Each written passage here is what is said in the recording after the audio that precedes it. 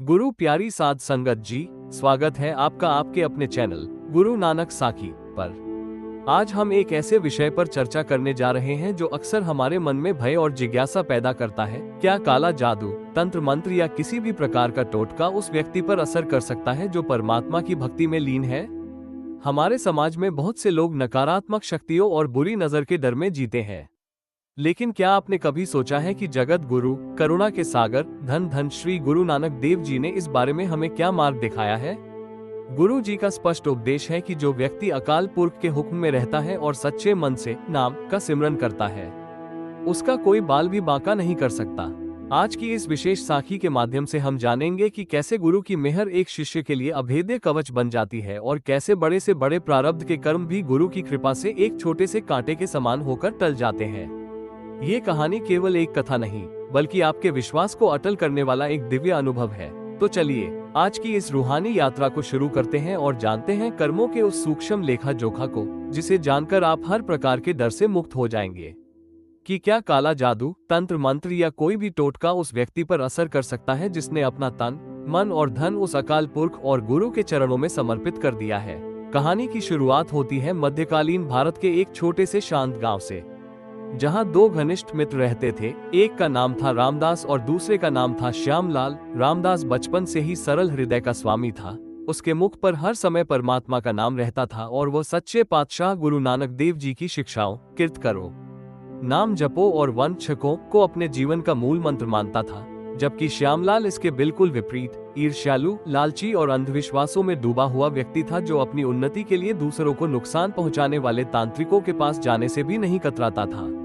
एक समय की बात है, पूरे क्षेत्र में ये पावन संदेश फैला कि जगत गुरु साहिब श्री गुरु नानक देव जी अपनी रूहानी यात्रा के दौरान पास के एक विशाल नगर के बाहरी हिस्से में ठहरे हुए हैं और वहां दूर दूर से लोग अपनी आत्मा का कल्याण करने आ रहे हैं। रामदास के हृदय में गुरु दर्शन की ऐसी तड़प उठी कि उसने तुरंत श्यामलाल से कहा, भाई श्याम, हमारे बड़े भाग्य हैं जो नूर ए इलाही गुरु नानक देव जी हमारे इतने करीब आए हैं। चलो उनके दर्शन करके अपना जीवन सफल बनाएं। श्यामलाल तैयार तो हो गया, लेकिन उसके मन में गुरु के प्रति कोई श्रद्धा नहीं थी, बल्कि वह केवल इसलिए गया ताकि वह अपनी व्यापारिक ईर्ष्या के चलते रामदास को किसी मुसीबत में डाल सके। रास्ते में एक ऐसा घना जंगल आया जहां से दो अलग अलग मार्ग निकलते थे।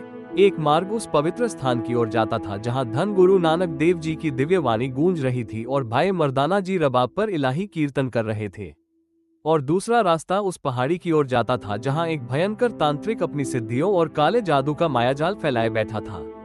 रामदास ने भक्ति और प्रकाश का मार्ग चुना और वह साहिब श्री गुरु नानक देव जी के चरणों में जा बैठा, जहां उसे वो शांति मिली जिसकी उसने कभी कल्पना भी नहीं की थी। वो वहां दिन रात निष्काम सेवा में जुट गया, संगत के जूते साफ करता, लंगर के बर्तन धोता और हर समय वाहे गुरु का सिमरन करता।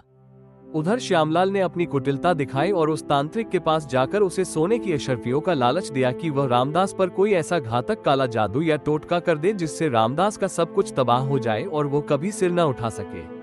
तांत्रिक ने अपने तंत्र मंत्र शुरू किए और उधर रामदास सद्गुरु नानक देव जी की शरण में बैठा रहा। कई दिनों की सेवा के बाद एक दिन जब रामदास सत्संग समाप्त कर वापस लौट रहा था, तो अचानक एक झाड़ी से निकलकर एक बहुत बड़ा और विषैला कांटा उसके पैर में इतनी गहराई से चुभ गया कि वो पैर के आर पार हो गया। रामदास दर्द से कराह उठा और उसका पूरा पैर लहूलुहान हो गया। ठीक उसी क्षण वहां श्यामलाल प्रकट हुआ, जिसे रास्ते में संयोगवश एक पुरानी मटकी मिली थी जिसमें कुछ सोने के सिक्के और कीमती पत्थर थे। श्यामलाल ने रामदास की दुर्दशा देखकर जोर जोर से हंसते हुए कहा, देख ओ ए रामदास, तू जिस गुरु की दिन रात सेवा कर रहा था, उसने तुझे क्या दिया? सिर्फ ये जख्म और दर्द। और देख, मैंने उस तांत्रिक से तुझ पर टोटका करवाया और बदले में मुझे ये खजाना मिला। आज साबित हो गया कि तेरी भक्ति कमजोर है और मेरी तांत्रिक शक्तियां महान है। रामदास का मन एक पल के लिए कांप गया। उसके भीतर यह शंका पैदा होने लगी कि क्या वाकई किसी के जादू टोने से गुरु की शरण में बैठा व्यक्ति भी असुरक्षित हो सकता है? वो रोता हुआ, लंगड़ाते हुए सीधे करुणा के सागर श्री गुरु नानक देव जी के पास पहुंचा और उनके चरणों में गिरकर बोला, सच्चे पातशाह, क्या आपकी शरण में आने वाले शिष्य पर भी कोई काला जादू या बुरी नजर असर कर सकती है? क्या आपकी शक्ति से बड़ी भी कोई शक्ति इस संसार में है जो आपके दास को दुखी कर सके? अंतर्यामी गुरु नानक देव जी ने एक दिव्य मुस्कान बिखेरी और रामदास के सिर पर अपना वरदहस्त रखते हुए कहा, पुत्र रामदास, जिस घर में अखंड ज्योत जलती है वहाँ अंधकार कभी प्रवेश नहीं कर सकता। तू जिसे अपनी बदकिस्मती समझ रहा है वो असल में करतार की अपार कृपा है। ध्यान से सुन, तेरे पिछले जन्मों के कठोर कर्मों के अनुसार आज के दिन तेरे भाग्य में सूली फांसी लिखी थी। आज तेरी गर्दन कटनी निश्चित थी, लेकिन तेरी सेवा, तेरी नम्रता और इन दिनों किए गए नाम सिमरन के कारण अकाल पुरख ने तेरी उस सूली को केवल इस एक छोटे से कांटे की चुभन में बदल दिया। तेरी मौत टल गई और तू केवल एक छोटे से घाव के साथ बच गया।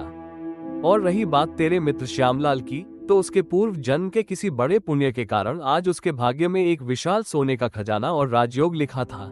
लेकिन उसने जो तुझ पर काला जादू करवाने का पाप किया और अधर्म की राह पकड़ी, उसके कारण उसका वह राजयोग मिट्टी में मिल गया और वह महान खजाना सिमटकर केवल एक सिक्के और कुछ पत्थरों तक रह गया। अब तो खुद सोच कि किसे फल मिला और किसे दंड।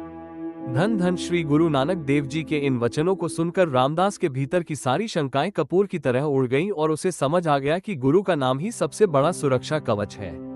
जगत गुरु नानक देव जी ने तब समस्त उपस्थित संगत को उपदेश दिया कि जे को मुखहु बुले कुंदा तिसु जम का डंडा लागे मुंडा, अर्थात जो व्यक्ति नाम से विमुख है वही डरा हुआ रहता है, लेकिन जो गुरु का सच्चा सिख है उसके चारों ओर नाम की ऐसी अभेद्य दीवार खड़ी हो जाती है जिसे दुनिया का कोई भी जादूगर, तांत्रिक या टोटका कभी नहीं भेद सकता।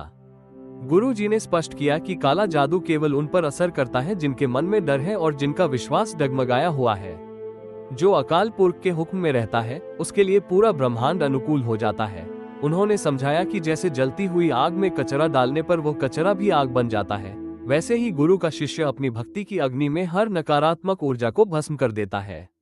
रामदास की आंखों से प्रेम के आंसू बहने लगे और वह समझ गया कि गुरु जी ने उसे मौत के मुंह से खींचकर केवल एक छोटी सी पीड़ा के साथ नया जीवन दान दिया है।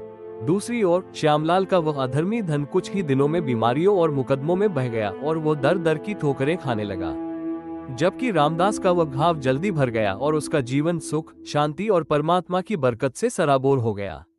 वो गांव गांव जाकर लोगों को ये समझाने लगा कि वाहेगुरु के नाम से बड़ा कोई मंत्र नहीं और मानवता की सेवा से बड़ा कोई कवच नहीं। दोस्तों, आज की यह लंबी साखी हमें यही सिखाती है कि कभी भी किसी टोटके या नकारात्मक विचार से न डरें। यदि आप सच्चे पातशाह श्री गुरु नानक देव जी के बताए मार्ग पर चल रहे हैं तो समझ लीजिए कि साक्षात अकाल पुरख आपकी रक्षा कर रहे हैं। आपके जीवन में आने वाली छोटी मुश्किलें अक्सर उन बड़ी बलाओं का अंत होती हैं जिन्हें आपके गुरु ने अपनी कृपा से काट दिया होता है। इसलिए हमेशा ऊंचे सुच्चे आचरण के साथ जिए और विश्वास रखें कि गुरु की मेहर के आगे हर काला जादू बेअसर है। आशा है आपको धन धन श्री गुरु नानक देव जी की यह गौरवमयी साखी और कर्मों का ये गहन रहस्य पसंद आया होगा। अगर आपका विश्वास भी गुरु चरणों में अटल है तो कमेंट्स में सतनाम श्री वाहेगुरु जरूर लिखें और इस संदेश को अधिक से अधिक लोगों तक पहुंचाएं ताकि किसी के मन में कोई डर न रहे। धन्यवाद।